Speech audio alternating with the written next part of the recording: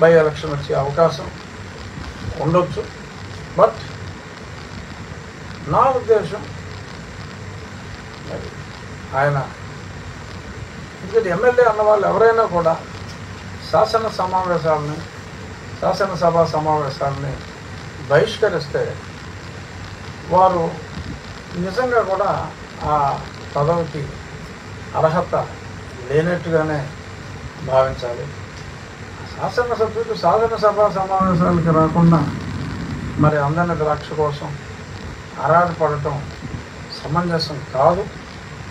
మరి ఆయన జగన్మోహన్ రెడ్డి గారు వయసులో రాజకీయంగా మరి మాజీ ముఖ్యమంత్రి ఆయన, బట్ వయసులో ఆయనకన్నా నాకు 10 సంవత్సరాలు ఎక్కువ ఉంది కాబట్టి మరి వయసులో పెద్దవాడుగా మరి రాజకీయ అనుభవంలో మరి ఆయనకున్న అనుభవం నాకు లేకపోయినప్పటికీ వయసులో పెద్దవాడిగా శాసనసభ ఉపసభాపతిగా నేనైతే సమావేశాలకి ఆయన రావాలని కోరుకుంటున్నా.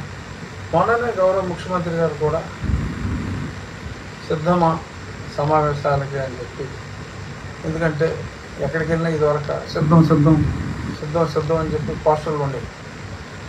సో అందుకని సిద్ధమా అని చెప్పి గౌరవనీయ ముఖ్యమంత్రి వారు కూడా మరి వారిని ప్రశ్నించడం జరిగింది. కావాలి అని కోరుకోవటం ఉపసభాపతిగా అది నా బాధ్యత. అంటే శాసనసభ్యులు అందరూ రావాలని కోరుకోవటం నా బాధ్యత, నా ఆకాంక్ష.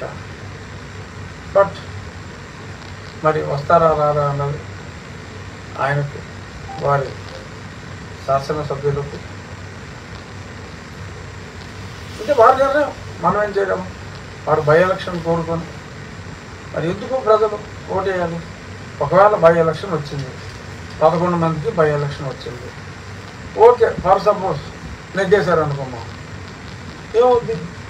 మళ్ళీ ఇంకొక సంవత్సరంలో 60 రోజులు అయిపోతుంది, మళ్ళీ బై ఎలక్షన్ వస్తుంది. దానివల్ల కలిసి వచ్చేది ఏముంది? 11, 18 అవ్వవు కదా.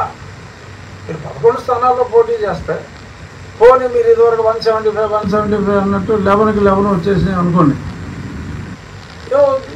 18 అవ్వదు కదా, 11 అవుతుంది కదా. అంచేత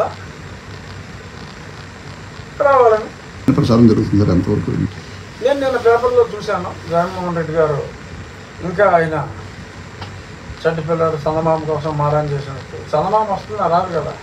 చంటి పిల్లడు మారం చేసినంత మాత్రమే. అలాగా ప్రజలు తిరస్కరించారు. 18 స్థానాలు మినిమం వస్తేనే మరి ఆ హోదా అనేది వస్తుంది. హోదా అనేది ప్రజలు ఇవ్వాల్సింది. జగన్మోహన్ రెడ్డి గారు ఢిల్లీలో ఒకసారి మరి తక్కువ సీట్లు వచ్చినా సరే కేజ్రీవాల్ గారు ఇచ్చారు. అతను రూల్స్ వైలేట్ చేసి ఒక ఛాలెంజ్ లాగా తీసుకోండి పోండి అన్నట్టుగా ఆయన ఇచ్చారు. అది రూల్కి వ్యతిరేకంగా ఆయన ఇచ్చాడు. ఎవరు ప్రశ్నించలేదు, నడిచిపోయింది. కానీ ఇప్పుడు అది చూపెట్టి మరి 175 వస్తాయని చెప్పని మరి 11 వచ్చిన తర్వాత మళ్ళీ ఎలాగ ప్రజాభిమానం పొందాలి అన్న ఆలోచన లేకుండా, లస్సం సినిమా చూశారు, రమణారెడ్డి గారు మేరీ ప్లీజ్ అంటూ ఉంటారు సావిత్రి గారు. అలాగా అన్నిసార్లు ప్రతిపక్ష హోదా ప్లీజ్ అవసరమా? మరి ఎన్నో మరి 5 సంవత్సరాలు ముఖ్యమంత్రిగా ఆయన ఇష్టం వచ్చినట్టుగా పరిపాలించిన ఆ వ్యక్తికి ఇది అవసరం అనేది కొంత ఆలోచించుకోవాలి. ఎనీహో మాకు కొన్ని రూల్స్ ఉన్నాయి. 60 రోజుల పాటు ఆయన అసెంబ్లీ సమావేశాలకు రాకపోతే ఆటోమేటిక్గా అది మా చేతుల్లో కూడా ఏం ఉండదు. ఆటోమేటిక్గా ఆయన డిస్క్వాలిఫై అయిపోతారు. ఇంచుమించు ఒక 37 రోజులు ఎంతో మధ్యలో ఎప్పుడో ఫస్ట్లో ఆయన వచ్చారు కాబట్టి ఒక 3 రోజులు తగ్గినాయి. 37 రోజులే ఎంతో అయినట్టుగా ఉంది. మరి ఈ సమావేశాలు తర్వాత సమావేశాలు కూడా మరి ఆయన రాకపోతే మొన్న పులివెందులలో బై ఎలక్షన్ వచ్చింది కదా, అలాగే పులివెందుల అసెంబ్లీకి కూడా